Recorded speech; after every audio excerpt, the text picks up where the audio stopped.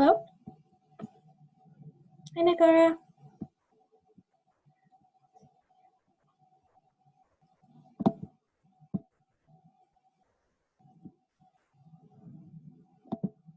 Hi. Hi, how are you doing? Good. Just getting here a little early so I wouldn't, forget or any other thing. Yeah, no worries. Thank you for coming early. I'm not like 100% the best Zoom setup person. I just learned how to do it recently, so. Okay, no problem. No problem. I am going to mute my audio and video until closer to the time, but I'll be ready. I'm here. All righty, no worries. Thank you for being here early. Of course. All right, I'll see you in like 10 minutes or so.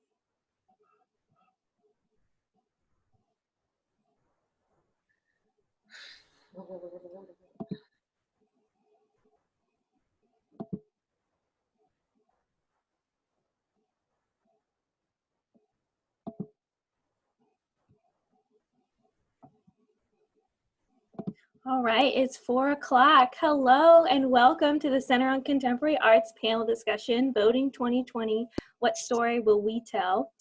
We're so happy to have you. My name is Nat Thornton and I'm the curator here at CoCA, or the Center on Contemporary Art. Myself, as well as Eddie Reed, our board president and curatorial co-chair, will be serving as moderators today.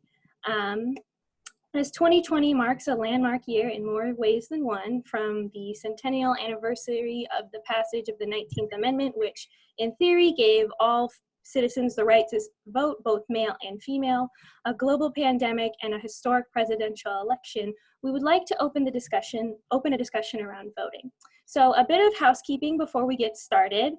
Today's discussion is being recorded so that we can make it available through our website or social media for anyone who is interested but unable to attend today.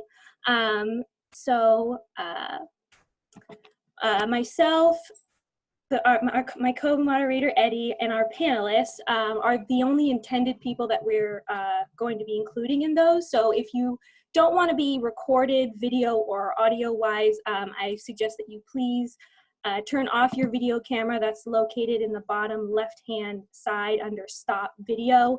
Everyone will be muted during the panel discussion portion, and we ask that for the Q&A towards the end of the event that you type in the chat box any questions that you may have, and we will read from there.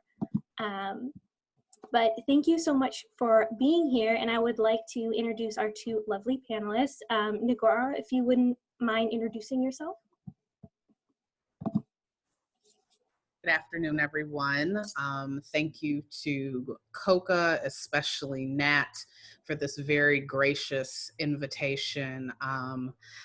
Contrary to what my life has been here in Seattle, I once upon a time, almost 20 years ago, I was beginning my graduate career in international relations and diplomacy. So politics has been a topic that has been near and dear to my heart for quite some time, but for some of the reasons we'll probably get into today, I decided to cease and desist with politics and move into art, which is no less political, but differently so.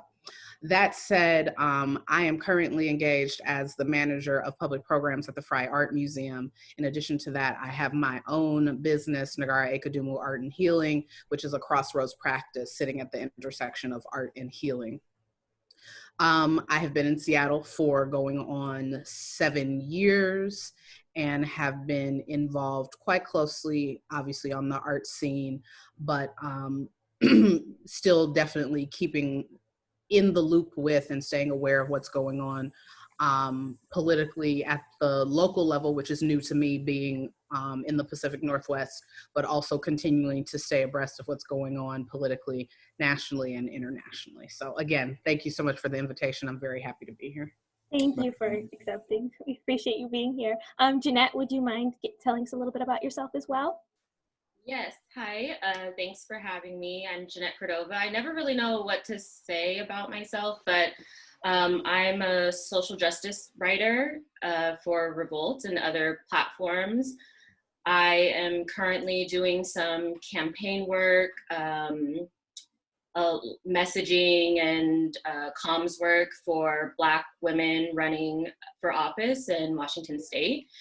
And I also am working on some projects that have to do with voter mobilization, specifically getting out the vote of newly re-enfranchised Kentuckians who have lost, who previously had been disenfranchised because of felony convictions. And obviously Kentucky is there's a lot going on there right now. There's an important Senate race and they've had one of the worst disenfranchisement rates in the country. So that's a project that's very important to me. I also started a nonprofit called the Rain House, which focuses on the empowerment of women through art and philanthropy and activism, which I got started doing from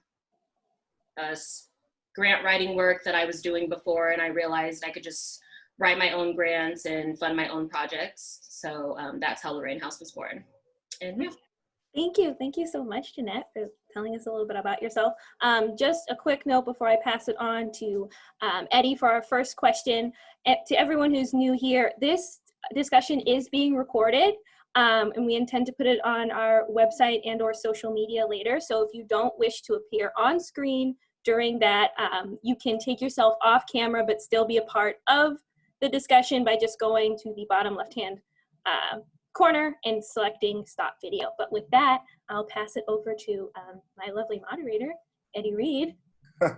It's been a while since I've been referred to as lovely. That's great. I like that.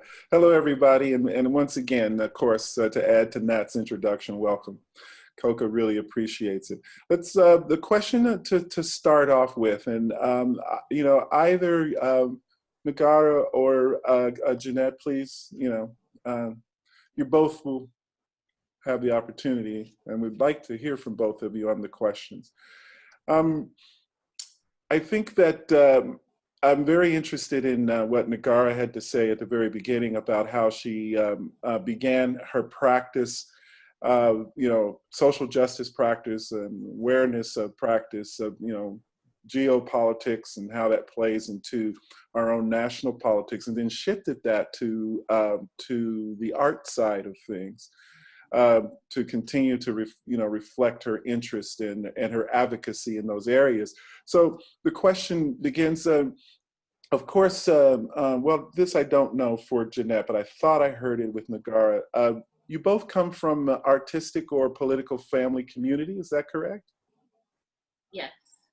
I did not say that, but you guessed well. Oh, I'm sorry. My apologies. No, that's okay. It was spot on. So just to give some brief background, I was born and raised in Chicago, and I attended an independent Black school with an African-centered curriculum that was born out of the Black arts movement, as well as some of the more radical Black liberation movements of the late 60s and 70s in the city of Chicago and nationally. And so this was a school called New Concept Development Center, and adjoining the school was organized by the Institute for Positive Education, and adjoining the school was Third World Press. All three of those organizations were organizations that were built by Hakeem Madhubuti, the poet and also editor-in-chief of Third World Press, and his wife, Safisha Madhubuti, who is a PhD out of Northwestern, and if I remember correctly, with a focus in education policy, I believe. So my formative years were spent in a educational and cultural environment that was heavily political and centered Black liberation intellectually and culturally. And so however visible or not visible, that has always been the driving force in most of what it is that I do, and it underpins most of the positions that I take. Later on, once I got to undergrad, which I did at Dartmouth College, and I committed myself to the study of Latin American, Latino, and Caribbean studies, I broadened that to include a class analysis, but also to include an understanding of Blackness that transcended United States borders. So a more international, globalized understanding and experience of Blackness, particularly where the Western Hemisphere and the Americas region was concerned, having had the opportunity to study Spanish and Portuguese in Mexico and Brazil, respectively, and subsequently when starting my graduate degree in 2004, living in Europe. And so the switch was an interesting one. I left international relations because I felt as if there was almost a complete and total sort of blinder up where culture came into place. Sort of, you could spend all your time looking at the history and the politics and the diplomacy and the realism and all the isms and all the archies, but when it came down to it, what really made people tick was culture. You know, the reason why someone may be super hardcore about children's rights is because possibly they were homeless as a child. That is culture. That is how people perform and understand and think about their culture. And I found very little consideration of that in international relations, and it for me, it was to a detriment, because it sort of kept the conversations moving in the same directions without any real acknowledgement and critical analysis of new demographics, such as at the time. So I left the Netherlands in the second time in 2011, and this was during the first economic crisis of this century.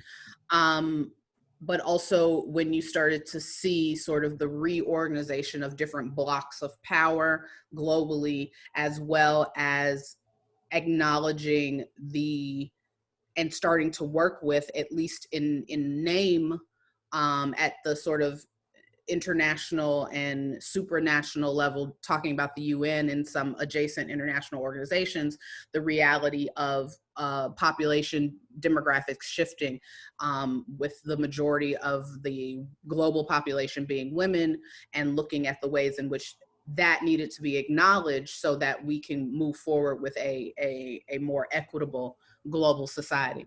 Also, not to mention the way in which environmental concerns have always taken a back seat to sort of everything else that was deemed more important or more urgent. And so for me, I just said that that's not the direction that I want to go with my life. That's not the direction that I want to go with my career. I left the Netherlands, moved back to New York.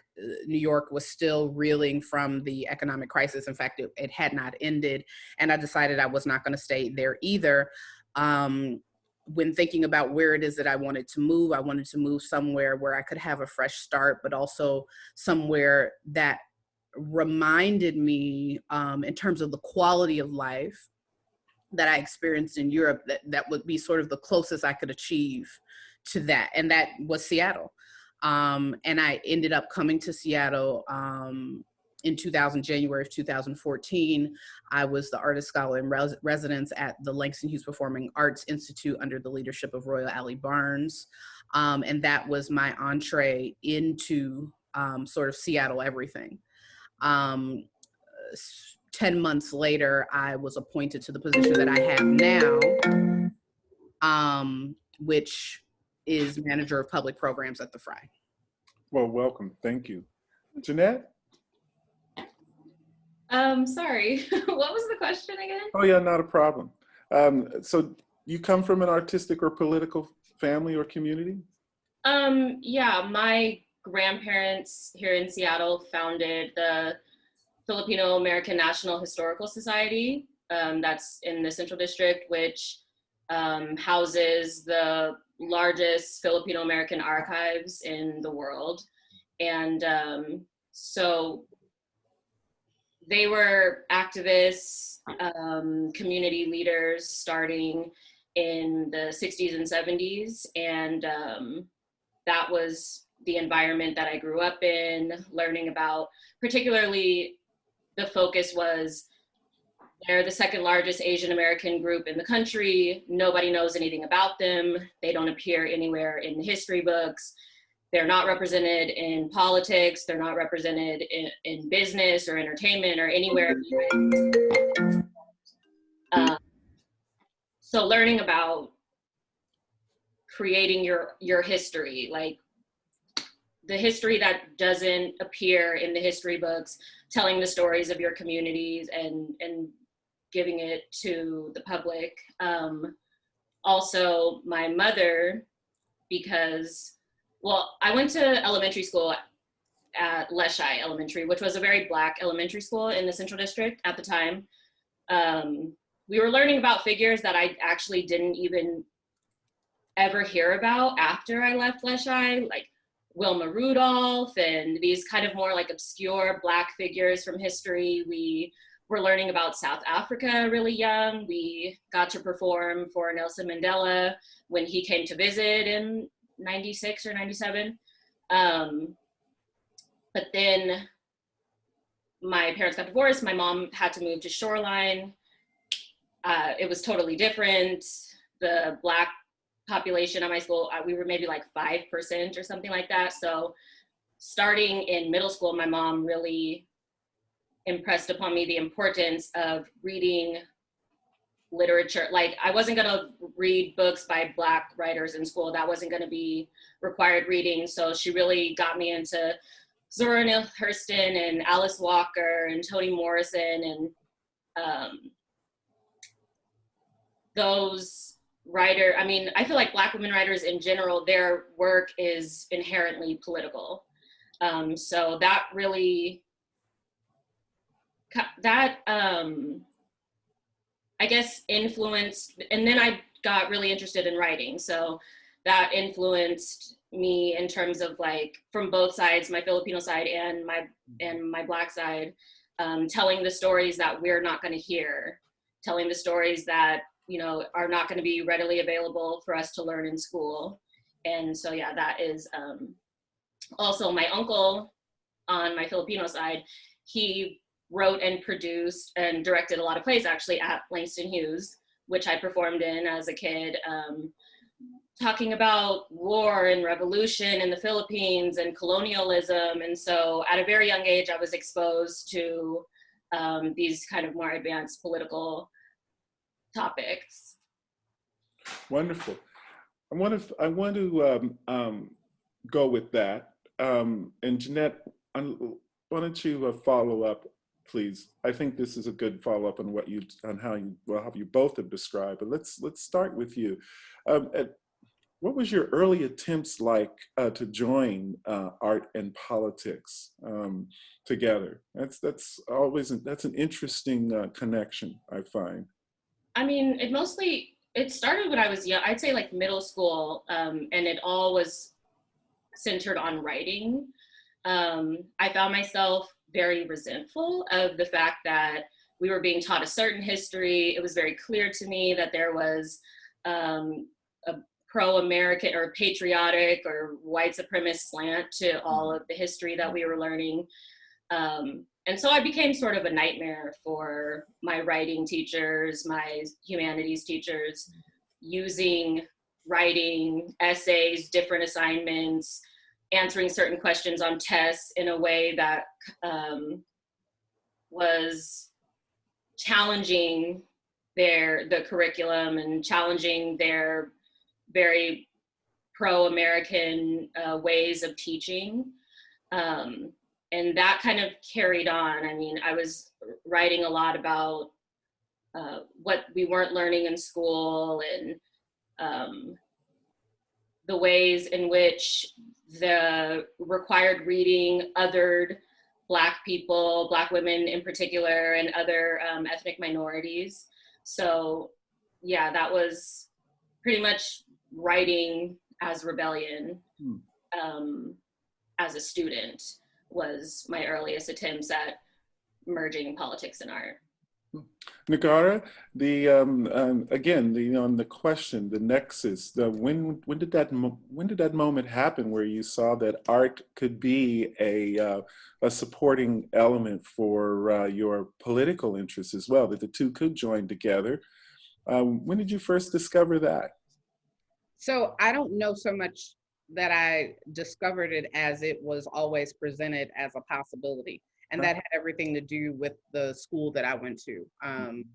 So I was there from preschool, so I would probably say from like late 82 to 88, I was at the school. And I was taught that there was nothing about African and African-centered existence that was truncated. You know, our art was happening in the same, like all the artists were in conversations with the politicians, who were in conversations with the doctors, who were in conversations with, you know, regular people, who were in conversations with educators. And so this notion that everything had to be truncated and siloed is really one that's kind of foreign to African cultures and African rooted notions of doing things. And that has been reinforced to me once I got squarely into the art world as such, is that within the Western art canon, there is this siloing, this separation of, well, art is about this aesthetic and may have a political meaning, but it's not that. When really what you see, particularly when you look into the discipline that should be African art history, but African art history is rarely accorded its own category. But when you look at African art history, or what would constitute African art history, you see the artist in conversation with the healers, in conversation with regular people. Mm-hmm. Well, let's drill down a little bit more on that one. That's a really intriguing pathway. So what have you seen today? Either Negarra or Gennette, take the lead on the answer if you wish. What have you seen today that has signaled to you that in a meaningful way, art seems to be impacting social change and pushing more Americans to vote, which is our topic anyway? Can you give an example or so? Well, you know what? I will give an example. And it'll be interesting to see the response here, because we also have this notion of what is considered high art and low art. I try to I have done a lot of work to throw the majority of my respectability politics out of the window. Every so often they creep back up, and I do my best to throw them back out again, because I don't know that they really have any useful place other than to help us more efficiently discriminate against others. But that said, most recently, I saw and this has been on Instagram, I believe, and I may have even seen it on Twitter. I saw campaigns to get people to vote. And the campaign itself was a stripper,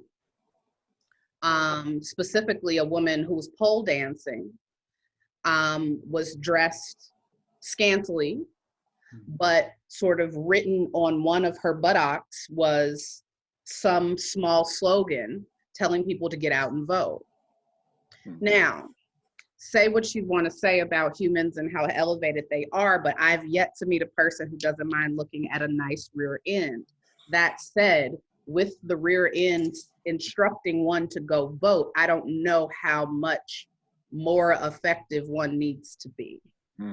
Minimally, even if the person decides that they're not going to vote, they are going to remember that image, and they're going to remember that the image was instructing them to go vote. And there may very well be some people who saw that image and that reminded them, and that was sort of the fire lit underneath them to make sure that they did it.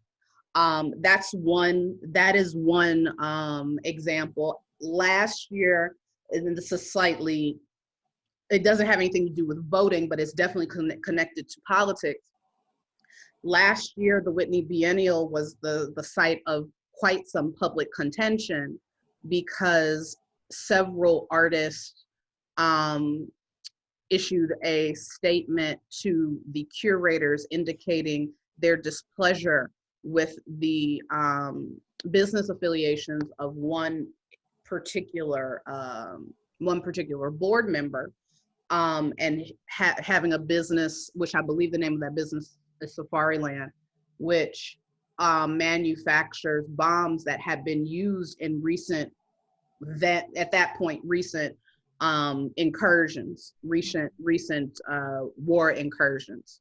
And I'm forgetting the specific details of which war, but there was plenty of evidence to confirm that this individual who sat on the board of the Whitney was on the board of or owned a company that manufactured these weapons that were found in a certain place, and those weapons were used to kill individuals who were innocent, who were not either of the opposing sides, but civilians. And that was an interesting moment for me, also a moment that I have mixed feelings about. But what I will say is that while art may not be the thing that gets someone to a specific conclusion, it gets them thinking along the lines. And I think that for me is what is most important, and what can be most useful about art. Art in and of itself is not necessarily, although I don't think it's impossible, is not necessarily going to spur action. It can, however, and it often does, spur a thought that leads to conversations, that leads to additional thoughts, that may, in fact, at the end of the day, result in a person taking an action that they may not have taken, thinking about an issue from a perspective that they were not equipped because they didn't have the information to do so before. And so that for me is where I think art has always had the most utility. Yeah. Gennette, an example that has kind of lit the light bulb for you that I agree with that last point that Negarra made. Like, I don't know that it necessarily art can like direct people to do a specific thing, but it can conjure ideas and get them thinking about things that they weren't thinking about before, or get them thinking about things in ways that they hadn't thought about before. In terms of art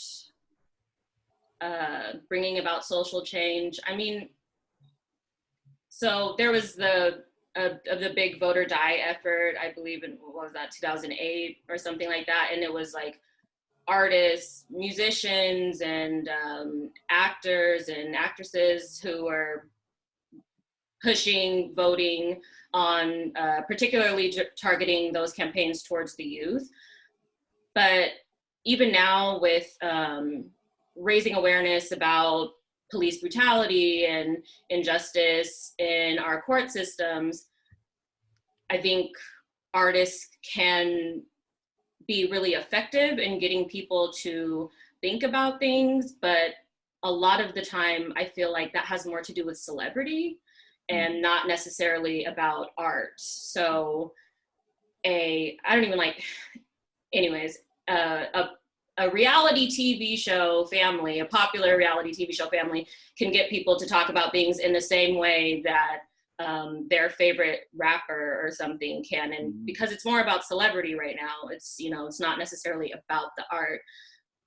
Same with in 2008 with Vote or Die, I think it was less about Diddy's music and more that he was this huge celebrity at the time. He was a reality TV star too. I look back to hip hop in the 90s, and I don't necessarily feel like that was encouraging people to vote, but a lot of hip hop in the 90s was very political. Like I was in elementary school in the 90s, but I was hearing the names of New York politicians by listening to rappers, you know. So, I mean, I feel like for hip hop especially, like they're historians of a time and of communities that don't get their stories told.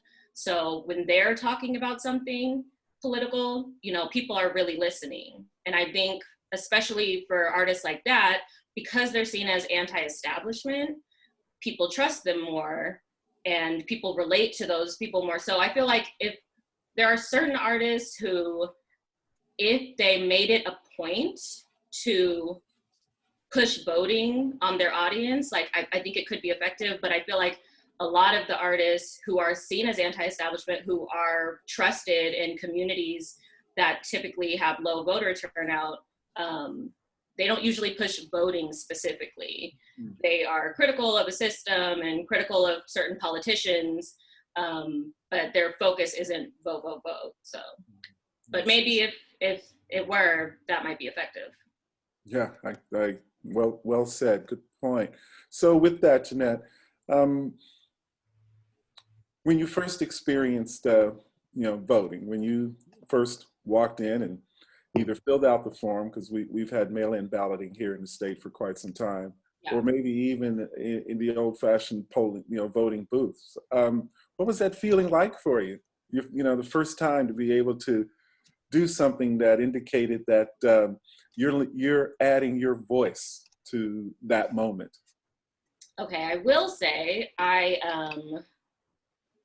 in 2008 when I got to vote for Obama, it was a really exciting time in my life. I was 18. I had never been able to vote before. Obviously, I look back on that time differently now. I was very naive. I was politics were new to me, and I was kind of filled with this overwhelming sense of like hope, which is important, even if things don't necessarily turn out the way you thought they were going to. But in terms of now as an adult, a time that voting has been important to me, here in Seattle, getting to vote for Nikita Oliver, getting to canvass and do phone banking for Rebecca Saldana, canvassing for her in the South End, and then getting to vote for her. That to me is really powerful, because I was realizing that it's I can help with and contribute to getting people elected who don't fit the mold of what we think about when we think of a politician. I feel like it's important to start breaking down our collective image of what a politician is, what their pedigree is supposed to be. And so that was really the first time, and that's in recent years, that I felt really excited about my vote. Negarra, same question to you. That first moment, what was that like? That first moment is now 22 years ago. That's okay. We can. And so I really honestly barely remember it. I was in college. It was 1998. And so that would have been Clinton, I believe. And so what I have to say, and what I need to be honest about, is that voting is something that I have done, but it's never been anything that I've done with any excitement. And there's a slight exception when it comes to Obama, and I'll get to that. But the reason being is that because of the early politicization that I had as a young person in my formative years, like shaping my identity and how I understood my place as a Black woman, especially being from the city of Chicago, which is known the world over for its corrupt local politics and gubernatorial politics. I had a sense of this is something that I should do, but I never had a sense of me doing this is going to have an impact that is so overwhelmingly positive on my life, that if I didn't do it, it would matter. And so when Obama ran and it was becoming clear that he was going to win, that changed slightly. I was slightly more hopeful that having a Black person in office would be meaningful for Black people beyond the symbolism. And I was happy that my grandmother, who was still alive at that time, who his first term was 2004. Was that his first term? No, the 08. Oh, so he won in 08 the first time. Yeah. Okay, this is terrible that I don't remember this. That's okay. Anyway, I was happy that my grandmother, who at that time was 88, was able to see a Black person in the highest office in the land.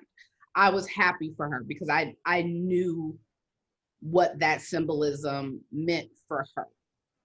And even to a certain extent for my mother. But that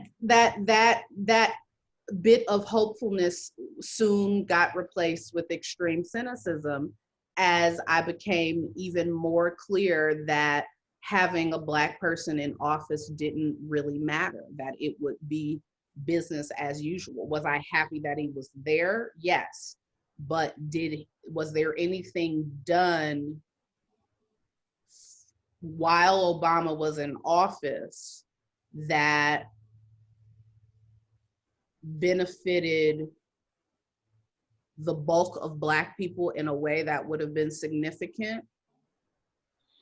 Yeah, I understand. You know what I'm saying? And so fast forward to the previous election with, when Trump and Hillary were running, I was extremely, extremely nonplussed and didn't feel that either of them deserved my vote, and made a very personal decision that I was very stringent and diligent about in terms of defending, which was to not vote.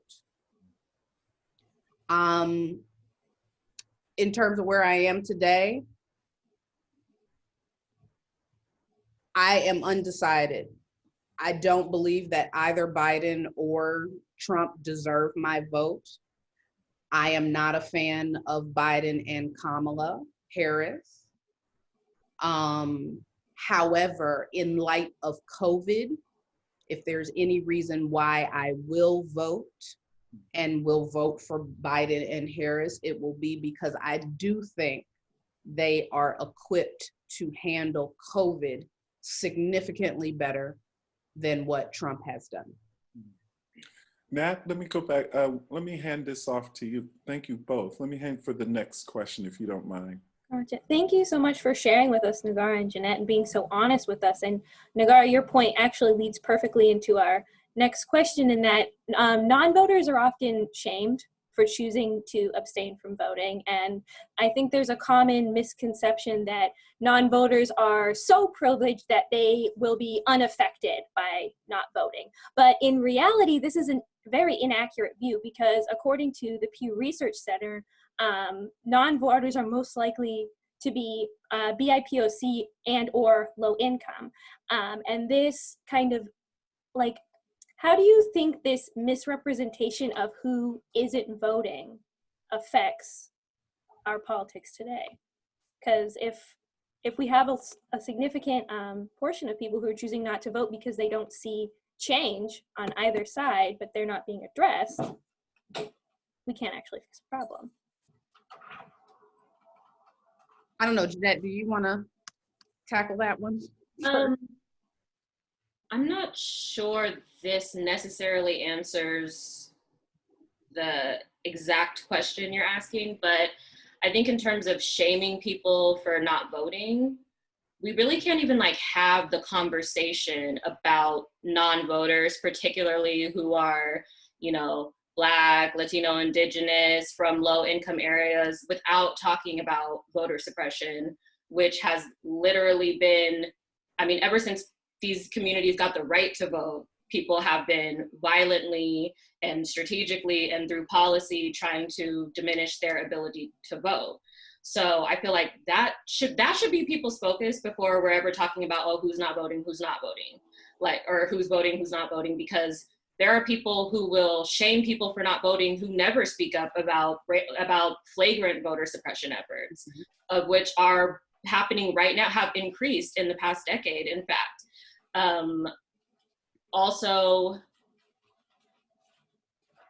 I think it's important to note that you can't come around every 4 years asking for people's votes and money and vocal support when you have largely excluded them the rest of the time from the political process. I mean, these people are ignored. Even Democrats are doing things that are making their lives harder. They're not addressing their issues. And then every 4 years, they're coming around being like, oh, well, you have to vote. It's so important to get out to vote. You're not going to vote? Like, if you don't vote for us, that's a vote for Trump. You're voting against your own interests by not voting, blah, blah, blah. So then people vote. I mean, even with people not voting or whatever, abstaining from voting, if you look at the numbers of like the Black community, for instance, we are voting in historic uniformity for the more progressive choice. And still, we are not being listened to after election season is over. We are not being included, you know, we're not in committees, they're not coming into the community asking, you know, creating special task force among us, like trying to get us involved. So I feel like that is a more important topic. There are things that are happening with voter suppression efforts from the GOP and with just kind of dismissive attitudes from the Democratic Party that are lowering our voter efficacy.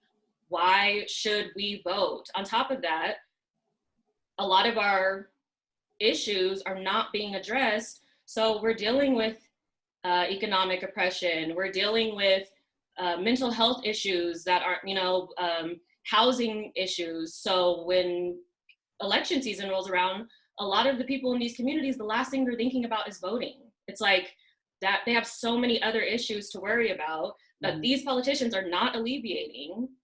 And I don't really know how people expect these communities to like focus so much on voting or be super enthusiastic about voting. I really think that needs to be the focus. Like, start addressing the needs of these communities and then they'll come out to vote. I don't know if that's what you were asking, but in terms of, you know, shaming people for voting, I feel like we have to have that discussion first. Gotcha. No, I feel like that definitely, like, we get to the real meat of it, because if you're not addressing a community's issues, but is still expecting them to vote, that would affect their overall relationship with them. Also, it's harder for them to vote. Mm-hmm. You know, longer lines. Mm-hmm. There are areas that don't have mail-in voting. You know, so not only are you expecting some of these people to care enough to go out to vote, but it's like a lot of the times you're expecting them to wait in 3-hour lines when a lot of them work 2 jobs or have to get home to watch their kids, don't have transportation to voting booths, and those things are not being addressed. Thank you, Gennette. I saw you nodding along, Negarra, if you had anything that you wanted to add. listen, Gennette hit the nail on the head several different ways. I wholeheartedly agree. I think what Gennette's point points to, however, is inherent flaws in the system, a system that was intentionally designed as such and was not designed to consider the votes of groups of people who had either been displaced, systematically oppressed in the case of Indigenous people, enslaved in the case of African Americans, and then systematically discriminated against through systematic racism and classism in this country. And so the system was not designed to meet the needs of those people, and as a result does not meet the needs of those people, but yet and still it's the system we're expected to participate in. And it's a system that, from my vantage point, is very clearly at the beginning of the end of its life, hopefully. I don't know. That said, part of the reason why, you know, when I did mention in the last election that I did not vote, that I was so vehemently in support of my own decision, ego aside, was because, you know, historically there is a tradition of dissent, and the right to dissent is enshrined within the Constitution. That aside, theoretically, and who knows if this would actually happen, but theoretically, if people could freely dissent without shame, and that dissent could be funneled into an entity that might become one or several other political parties, and enough people joined those parties, that would then create a counterbalance to the Democratic and the Republican Party, which even within, in terms of the American population as it stands now, is not representative of the average quote unquote American. It claims it is, but it is not. Oftentimes they are out of touch.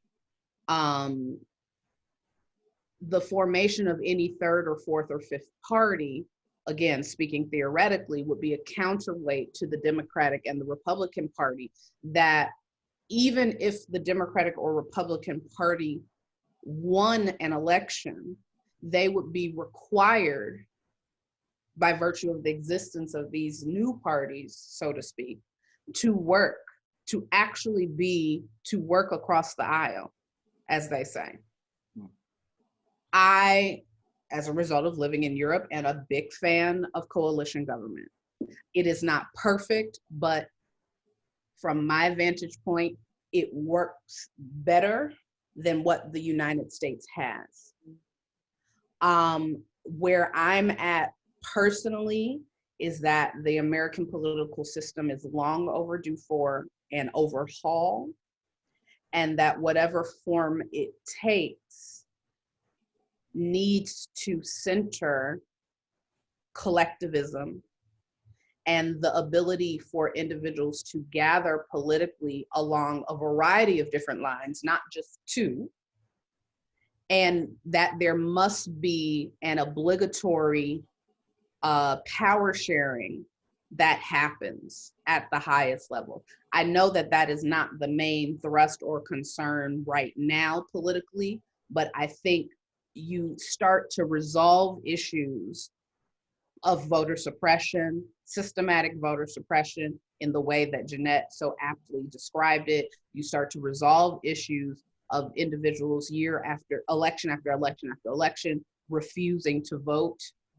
When you give individuals an array of political positions to choose from, where they can actually see themselves represented, and that they know that there is someone more like them than these other two behemoths, who have, quite frankly, made a mockery of our democracy these last at least 40 years that I've been on the earth,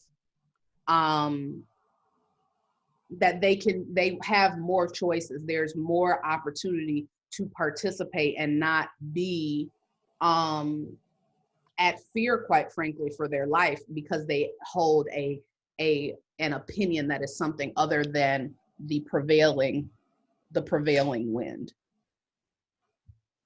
Thank you, You know, there Negarra. is a premium. Both of you have hit upon this. There is a premium placed on voting right now. It does appear to be more of a, well, to me, more of a continual power focus, maintaining one's status quo than actually pushing the public to consider this as acting in their best interest.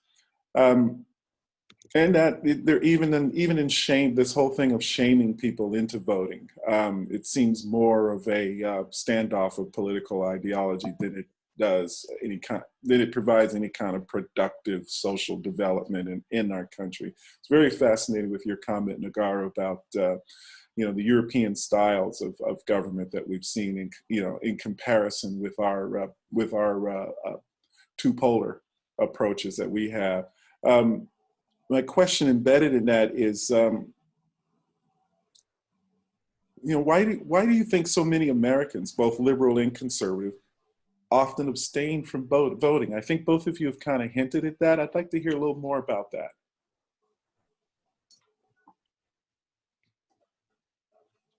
Well, I'll start. Speaking from my personal experience, when Trump came up for election and was running against Hillary, I was in agreement with everybody who thought he was unfit to be president, completely and totally in agreement. But I didn't think at all that Hillary was fit. And it had nothing to do with the fact that she was a woman. It had everything to do with what her political track record had been up to that point. Okay. And in thinking about that, it caused me to think about Obama being reelected the second time and whether I truly thought that Obama deserved my vote the second time. I voted for Obama the first time because he was Black, not because of any critical assessment of his actual capability. But when I thought about the things that were important to me in terms of national and international politics, those items completely and totally either went overlooked or were handled poorly. And so I had to really have a conversation with myself, which is, you know, I voted for Obama the first time because he was Black. I voted for him the second time just cause, I guess. Now we have Trump and Hillary. And while Trump is certainly unfit, Hillary, in my estimation, is not fit. And I'm not interested in giving my vote away to yet another person who does not deserve it. Because as lovely as it was to have Obama in office, my life did not change significantly for the better because he was in office. When I talk to other Black people, Seattle, Chicago, New York, particularly working class folks, and at a certain point, working class folks independent of race, they say to me similar things. They voted for him because they thought it was great that finally, you know, we have a Black man in office. Hopefully his politics being more progressive will lead us out of some of the craziness that we had experienced with Bush and previously with Clinton and previously with Bush's father. But it did not. It did not. Under Obama, Osama bin Laden was killed. Whether or not he should have been killed is an ethical issue that's probably not appropriate for this conversation. However, it was killed through American terror in a country that they really had no business being in. Period. there was little to no action taken in quote unquote America's own backyard, which was the Caribbean and Latin America. As someone who was a student of Latin American Caribbean studies, I was particularly disappointed because this was an opportunity for Obama to really gather steam regionally and sit down and have some conversations around, you know, what was going on in Colombia and Venezuela at that time, what was going on with Cuba. You really only heard from Obama significantly where Cuba was concerned after Cuba started to take a turn towards a more capitalist position. And then again, once Castro was deceased. And so there were those kinds of upsets for me that made me just feel like, well, I gave Obama my vote and he didn't do things that he could have done, knowing full well that he's president and there are any number of things that he's obligated to do. And certainly the hopes of Negarra Kudumu, who was then 36, living in Seattle, Washington, were not high on his priority list. But then if I'm an American citizen and my ideas and hopes are not high on your priority list, why are you getting my vote? And so that was my logic. I applied it very, you know, in what I thought was an even-keeled manner when Trump was up for election running against Hillary. And I simply decided, you're not going to get my vote. And when I explained this to people, whether they voted or not, certainly the people who were pro-voting thought that, immediately wrote me off as, well, you helped Trump get elected. I'm just like, whatever, there's no having a conversation with you. But even for my friends and colleagues and elders who did actually vote, no one ever told me that my reasoning was illogical. They decided to vote probably for reasons why I voted in the past, because it's something that one should do. Matt, you want to take that next question? Thank you for that. Well, yes, thank you, Negarra. But we're actually going to move into the Q&A section of this because we are running a little bit short on time. So on your responses. I'm sorry, Nat. Both of your responses, though, I just want to add Negarra and Gennette. I found them most interesting. Negarra, I'd love to have a side conversation with you at some point in time because I actually had the opportunity to sit in the Oval Office and talk with President Obama about the very issues which you raised, and I would love to share his comments with you. I would love to have that conversation. Let's do it. Yeah. So go ahead, Nat. Sorry. Oh, gotcha. So we're going to have all questions submitted through our chat option, which is at the bottom of your screen. There's a little, like text bubble looking thing that says chat. And you can either send the question to me privately if you don't feel comfortable having your name out there, or share it publicly and we can read them off. And please let us know if you want the question to be addressed by both of our panelists, or if you're asking one person specifically said question.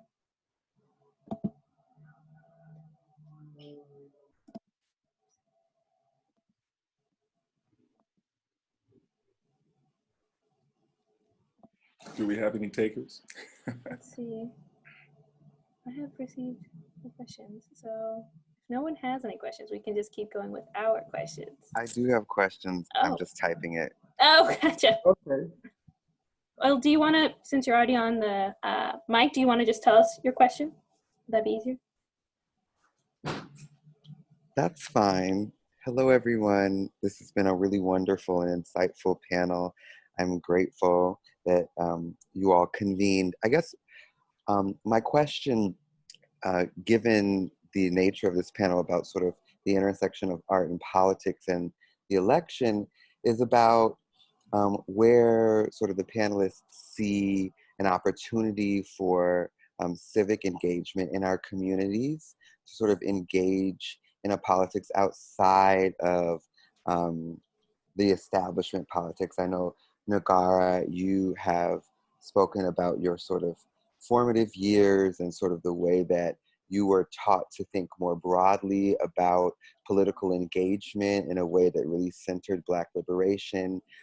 Gennette, I heard you talk about the stories that we tell and the way that art and culture and storytelling has really shaped the way you've come to view the world and the way that votes are suppressed in our communities. And so what is an opportunity that we have in this moment to sort of engage differently and to sort of safeguard and shield what may be sort of on the horizon, what some have described as fascism. So I guess I'm wondering sort of what is sort of our art, what is the art of living in this moment that we have an opportunity to engage? I think for me, especially with the protests, all these demonstrations surrounding the death of George Floyd and Breonna Taylor, among other people, there have been a lot of large gatherings of community members, many of whom are artists and are very political through their art. And something I think is important to recognize in Washington State and other states like it is that we're uniquely positioned as citizens of Washington State. We can come together as a community, write a bill or write a piece of legislation, and we can actually get support for it, go out, get, petition signed and get it on the ballot. A lot of other states can't do that. And that's something, so a while ago, maybe last year, the year before, when Washington State decided to retroactively clear nonviolent weed-related offenses, that wasn't politicians who did that. That was people, Black, Indigenous, community members, mainly, a lot of the support that was garnered for that came from artists, people getting petitions signed at shows, at art exhibits. So stuff like that, where it's not necessarily about voting, and especially not voting on the presidential level. It's like voting for a school board, voting for city council. That to me is way more important.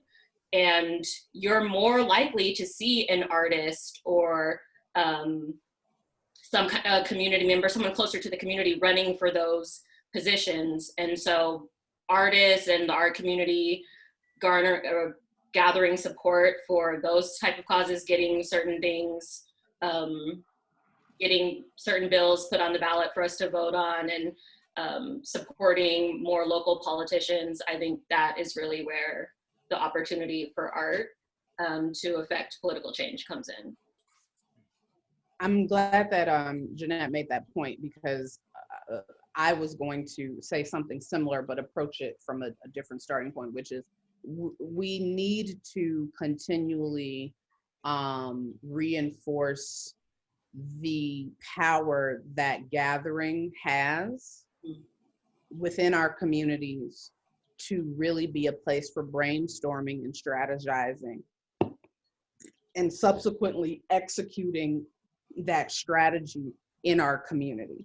And so I'm actually learning something here, because I did not know that Washington State was a state where you could coalesce with like-minded people and get a piece of legislation put on the ballot. I'm happy. Popular features. Yeah, I'm happy to hear that. And when I hear stuff like that, I congratulate myself for making the decision to move to Washington State, because let me tell you, I'm from Chicago, Illinois, and that kind of thing does not happen there. I don't think Mayor Taylor would have allowed that one. Ever. Yeah. And so really and truly, I think that is key. And also to Gennette's point about where your vote actually makes a difference is at the state and the municipal level. And so, one of the realizations that I had in, the experience of not voting in the last election was understanding very thoroughly that what did have an immediate effect on my life was what was happening at the state and the city level. And so it is always my intent to go out to the polls and to read up on what is on the line, so to speak, to be able to do that, and to be able to put my vote where I want it to go. But back to this notion of coalescing and community, that is extremely important. And in my own art and healing practice, I made that a central feature, which I'm going to be building out. And it started off as what I call the member circle with a specific curriculum, but what I'm building it out to be is what I'm calling a communiversity. And the idea nor the word are not my creation. This is actually a word that I heard from my mother, who attended a kind of communiversity, I think in the late 70s, certainly before I was born, so not the late 70s, maybe the mid 70s, at, I believe, Northeastern Illinois University in Chicago. And it was classes organized by notable community and political leaders, some of whom were PhDs, others of whom were not, that had to do with the African-American experience, that had to do with African history and culture. And she completed several of these courses. And so when I started to think about what it is that I wanted to offer on a larger scale to the communities of people who have patronized my business, I thought of a similar thing. And the idea is almost precisely what it is that Gennette has described, is this place where people can safely gather, where they can brainstorm, where they can strategize, where there's constant knowledge sharing, and people can come away minimally informed to a degree where they feel like they can make a decision, make a good decision. And by good decision, I don't mean a value judgment, good or bad, but a decision that they feel that brings them some level of calm, but also that they feel like that when that decision is made, there is something to be gleaned from it for them. Thank you, Negarra. I have a little message from Aman, who's like very appreciative of both your perspectives on gathering and thinks that that is very important to be able to build not only opportunity, but freedom and freedoms through schools and undercommons. And then we have another two questions, one for each of you from Justin Nash. We'll reel it back to a bit from the beginning, where Gennette, you mentioned that hip hop, that having heard hip hop in the 90s, if you've heard any modern artists that share your views, that share their views through their music and have really stuck out to you. Okay, well, unfortunately, no. I would have to say no, and not off the top of my head, maybe because first of all, as I've gotten older, I'm pretty checked out when it comes to like modern, new artists. Like there's just so much, it's overwhelming. But also I feel like even if I were more tapped in terms of actually pushing political ideas, I feel like those artists would be a lot harder to find, because what is popular, what is mainstream is so oversaturated right now with just kind of like more frivolous frivolous ideas or whatever, lyrics and things like that. Whereas my point about the 90s was that a lot of these hip hop artists who were making these political statements, those were the biggest hip hop artists in music. Mm-hmm. And that it's definitely changed from now to then. So unfortunately, I would have to say no. I mean, one person who sticks out, and to be specific, there was nothing in her lyrics that indicated any kind of political awareness or attempt at consciousness raising.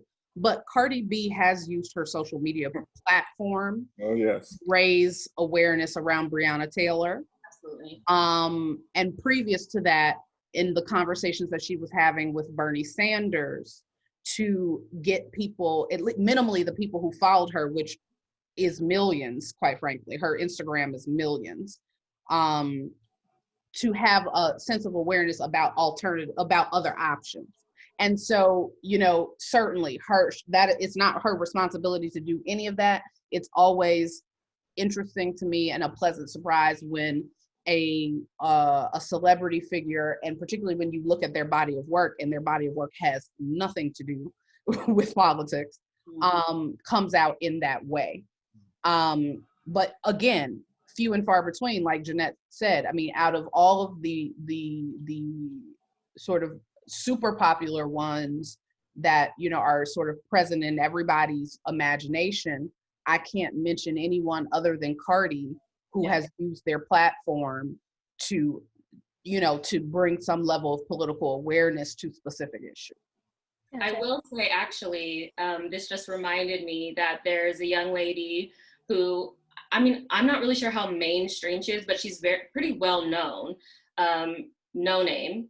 And she released a song earlier this year called Song 33, I think, something like that. It was in response to some criticism she'd received from J. Cole. And I was really, I was very impressed. I mean, it's like it's a minute and 30-second song. She touches on police brutality, Amazon, gentrification, you know, us being ignored by politicians, and I was, so you can go listen to that if you, I'm sure you've probably heard it, whoever asked the question, but I'd be remiss actually if I didn't mention her. Thank you. And then I think we have time for one more question, and this one was directed from Justin Nash to Negarra. He is bringing it back to, like, you mentioned that you had lived in Europe and spent a lot of time in Europe, and he's wondering, like, what is the view on the right to dissent and or abstain look like in other nations, as opposed to here where it's like you have two options, so if you don't like either option, you're kind of just out of luck. So where voting is concerned, I'm not really sure. I don't know. But what I will say, and this, I'm speaking of France because I lived in France briefly, specifically a suburb just east of Paris. In France, they believe in striking, hardcore. Striking is one of the best examples of indicating your non-allegiance to a status quo, specifically a status quo that is causing you issues in your life. And when the French strike, it is not just, oh, the bus drivers are striking. No, the entire Paris metropolitan transportation system is shut down. That's been an experience, let me tell you. You cannot get into a subway, you cannot get on a bus, you don't even see a bus. Right. Yeah. And also in Britain, I've noticed it across as well. Striking, not by compartmentalization, but by entire systems. Entire shutting everything down. It is really and truly fascinating. And they're hardcore about their right to strike, and they are hardcore about enforcing that no outside party that does not want the strike can break the strike. Don't you find that interesting that in America we've had that experience? Remember the famous bus boycotts in Selma, but how quickly the impact of that experience for those communities looking for a greater voice, how quickly the impact of that experience was lost. Well, it's interesting, and not to get too far off the topic, but there is an aversion to violence that I have observed in Europe that I believe comes from the fact that the World War II is still in their immediate memory. Yeah. So there is an aversion to violence of many kinds, but particularly that sort of overt murder, homicide, that kind of thing.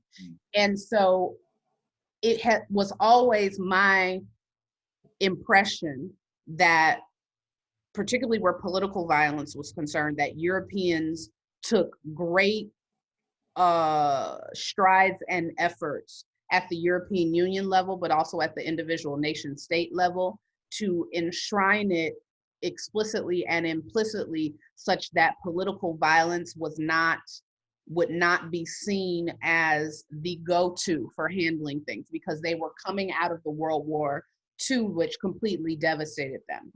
In the United States, violence is the go-to. Period. Violence is the go-to. And when you live in a society where violence is the go-to, any dissent is looked at as an assault upon the government, upon the state, that then needs to be shut down by the security forces of the state, which are the police.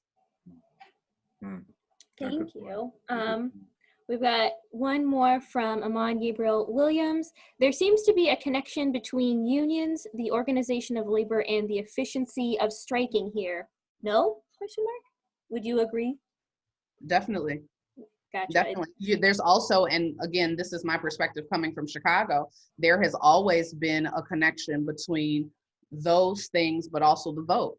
Because if anyone who knows Chicago politics knows that Mayor, the outgoing Mayor Daley, but also his father made sure that there was never going to be any issue from the labor unions, that whether they actually supported him or not, that they were going to get what they needed so that his mayoral term could be secured term after term after term after term. And his son did, I suspect, similar things, perhaps not with the unions, but with other political groups in the city of Chicago.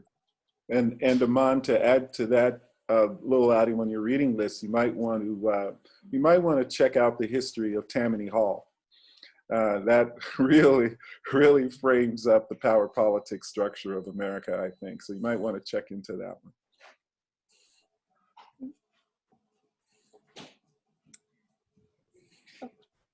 Thank you. All right, so we're about 2 minutes to the end of this discussion. I just want to say thank you to both of our panelists, Gennette and Negarra. Your voices are invaluable, and we very much appreciate what I feel like is most needed to be healing from where we are, which is so divisive at the moment, is open communication, just being willing to, whether you agree or disagree, wherever you stand on the point, being willing to listen to people who have had different experiences from you, because we don't want to remain kind of in our little own echo chamber or bubble. Eddie, do you have anything else you'd like to add? Well, first of all, to echo what you just said, Nat, I really appreciated the conversation. Negarra, Gennette, thank you for your time. The audience, thank you for your questions. Very enlightening for me. Just to, disclosure, I'm an Emmett Till kid. I grew up under that terror, and it was what I had noticed that got me going in politics for sure. And my only real method of expressing my issues and concerns was through art. I was one of those kids, ran around drawing all the time, etc. But those experiences started to give voice, because I discovered in the midst of all of that really what we're talking about is maintenance of power.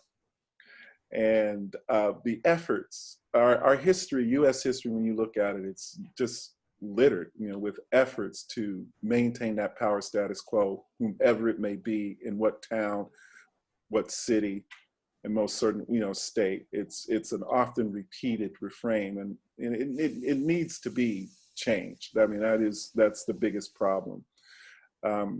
People who have voices or don't have voices, it's for a reason. That those voices are elevated or that those voices are repressed.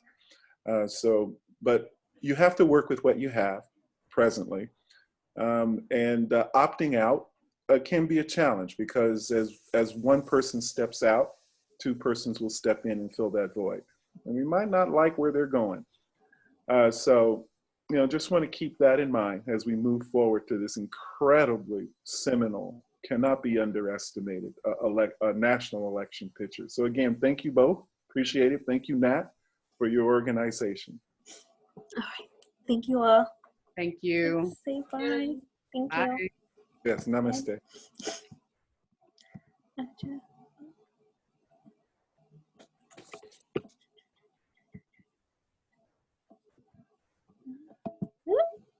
Okay, bye. I'm ending the meeting.